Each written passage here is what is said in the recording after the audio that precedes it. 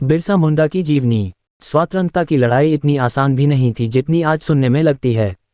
स्वतंत्रता का अर्थ ही है किसी के शासन से मुक्त होना, तो जाहिर सी बात है बिना संघर्ष के ये बिल्कुल भी संभव न था। झारखंड को भी अंग्रेजों से मुक्त करने में न जाने कितने वीर पुरुषों ने अपनी शहादत दे दी। उनमें से ही एक थे धरती आबा वीर बिरसा मुंडा। तो चलिए आज हम वीर बिरसा मुंडा जी के जीवनी, उनके जीवन की कहानी के बारे में एक छोटी सी कहानी के रूप में जानते हैं। बिरसा मुंडा का जन्म 18वीं सदी के ब्रिटिशकालीन भारत में। बिरसा का जन्म 15 नवंबर 1875 में चालकाद के पास उलिहातू गांव में हुआ। उस बालक के रूप में विदेशी दास्ता के जंजीरों में जकड़े भारत के उरांव मुंडा और खड़ी आदिवासियों को अपना आबा अर्थात भगवान मिल चुका था। बिरसा मुंडा के माता पिता। बिरसा के पिता का नाम सुगना मुंडा एवं माता का नाम करमीहातू था। बिरसा के भाई का नाम कोमता मुंडा था। बचपन में बिरसा के पिता ने उसके दरिद्रता से परेशान होकर बिरसा को उसके मौसी के घर भेज दिया था। वह बंसुरी बहुत सुरीली बजाता था। संगीत की तन्मयता में बिरसा इतना खोया रहता था कि उसे कम की सुध बूध भी ना रहती थी। नतीजा, एक दिन मौसी ने उसकी खूब पिटाई की। डर कर बिरसा भाग हुआ पिता के पास पहुंचा। पिता ने उसे पास के गांव में रिश्तेदारों के यहां पहुंचा दिया, जहां उस गांव में जयपाल नाग की पाठशाला में लोअर क्लास की परीक्षा पास करके चाईबासा के लूथरन मिशन स्कूल में भेजा गया। मिशन स्कूल में पढ़ाई करते हुए बिरसा को भारतीय दास्तां, दरिद्रता और अनेक दुखों के असली कारणों का ज्ञान हुआ। बिरसा ने ब्रिटिश द्वारा किए जाने वाले अनेक दर्दनाक शोषण देखे। बिरसा जहां जिस और जाता उसे वनवासी क्षेत्र के हर गांव में भय, आतंक और दरिद्रता ही देखने को मिलती। गोरे साहबों और उनकी दस्ता में आत्मसम्मान बेच चुके काले भारतीय जमींदारों, जागीरदारों की प्रतिक्रिया युवक बिरसा पर हुई और उसने ये दृढ़ निश्चय किया कि वह विदेशों की नौकरी कभी नहीं करेगा। इस पर उसके पिता बहुत नाराज हुए। 7 बिरसा के घर की हालत कुछ ऐसी थी कि खाने में पत्ते उबालकर खाना और पीने को सिर्फ पानी, अर्थात खाने को घर में कुछ भी नहीं बचा था। ऐसी हालत सिर्फ बिरसा के है घर में नहीं थी, हर आदिवासी घर की थी। उनकी जो सदियों से जमीन, फसलों और अपने गांव के मालिकात पर ईस्ट इंडिया कंपनी ने उन्हें नष्ट करने के लिए जमींदार, जज, कचहरी, ठेकेदारों का बोझ डाल दिया। वनवासी अपने जमीन पर मालिक से नौकर हो गया। वो बेबसी, भूख, अंधविश्वास और दमन के कारण एक सहमी लाचार जिंदगी जीने लगा। बिरसा ने इसी समय में आदिवासी क्षेत्र के विभिन्न स्थानों की लगातार यात्राएं की। अपनी देश और जाति भाइयों की बेबसी का रहस्य गहराई से समझा। आपसी फुट, गरीबी और जनसंगठन का अभाव पाया। उसने उरांव, मुंडा, खड़िया और आदिवासी मुखियों से भेंट की। उन्हें जागृत किया। शोषित, पीड़ित आदिवासियों में ज्ञान और शक्ति की ज्योति जगाए।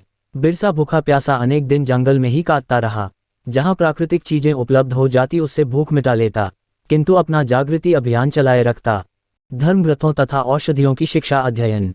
फिर एक दिन जंगल में बिरसा की भेंट आनंद पांड्या से हुई। बिरसा उनके साथ उनके घर गए। फिर आनंद पांड्या की संगति में बिरसा मुंडा ने बहुत कुछ सीखा समझा। यहीं उसने रामायण, महाभारत, गीता आदि धर्म ग्रंथों से संस्कृति और समाज की बुनियादी शिक्षा प्राप्त की। बिरसा ज्ञान अध्ययन करता गया और इस अध्ययन के साथ साथ उसने स्वतंत्रता के लिए युद्ध करने के पहले आदिवासी समाज में वैचारिक जागृति पैदा करने पर विचार किया। बिरसा ने भारतीय धर्म ग्रंथों और दर्शन अतिरिक्त आयुर्वेदिक ज्ञान भी प्राप्त किया। वह दिन रात वनों में घूमकर जड़ी बूटियां इकट्ठी करता, उनकी औषधियों को लेकर खोज करता और जरूरत पड़ने पर प्रयोग भी करता। कहते हैं कि बिरसा ने बड़ी से बड़ी और पुरानी बीमारियों का इलाज करने की क्षमता प्राप्त कर चुका था। सामाजिक कुरीतियों का विरोध। इस तरह से बिरसा को सब भगवान सिंह बोगा का दर्जा भी देने लगे थे। इस प्रकार बिरसा के हर कहे हुए बातों को गांव वाले मानने को तैयार हो गए, जिसके सहारे बिरसा ने समाज की कई कुरीतियों को निकाल फेंका, जैसे कि भूत प्रेत को मानना, अनेक भगवानों को पूजना, जीवों की बलि चढ़ाने से मना किया। बिरसा केवल एक ही भगवान सिंह बोगा को पूजने को कहा। देवताओं की पूजा सिर्फ चावल और पाई से करने का आदेश दिया। सभी से कसम खिलवाया कि सभी गाय की सेवा करेंगे और पशु प्राणियों पर दया रखेंगे। सदा शाकाहारी भोजन करने को कहा और मांसाहारी छोड़ने को कहा। मदिरापान से भी वंचित किया। ऐसी कई सारी आदेश बिरसा ने गांव वालों को दिया। बिरसा में उनके भगवान सिंह बोगा की तरह अनेक अद्भुत शक्तियां आ गई। बिरसा के पास दूर दूर से आदिवासी गांवों से आने लगे। पीड़ित और लाचारों को बिरसा उन्हें दवाएं देता और उनकी जांच परख करता। फिर औषधियां आश्चर्यजनक प्रभाव दिखाकर रोगियों को ठीक कर देती। छोटानागपुर क्षेत्र के दूर दराज गांवों से हजारों की तादाद में लोग उसके पास आने लगे थे, कोई इलाज कराने तो कोई दर्शन करने। तमाड़ के दरोगा ने प्रभावशाली होते जा रहे बिरसा को लेकर डिप्टी कमिश्नर को शिकायत की।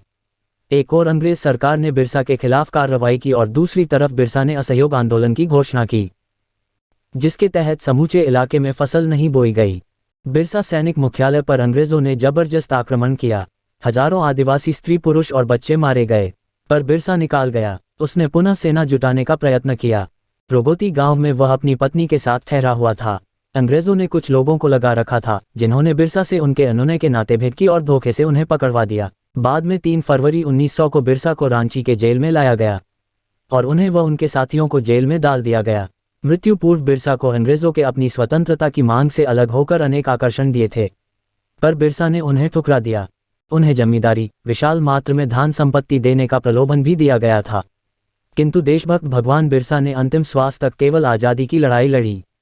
वो सिर्फ अपनी माटी, धर्म और संस्कृति के प्रति समर्पित रहे। बिरसा मुंडा की मौत। कुछ ही समय बाद अंग्रेजों ने घोषणा की बिरसा मुंडा का निधन 9 जून 1900 हो गया है। मौत का कारण हैजा प्रचारित किया गया, पर कुछ सूत्रों के अनुसार शक्तिशाली बिरसा को धीमे धीमे जहर देकर मारा गया था। आज भी छोटानागपुर क्षेत्र के असंख्य आदिवासियों में बिरसा को ईश्वर रूप में पूजा जाता है।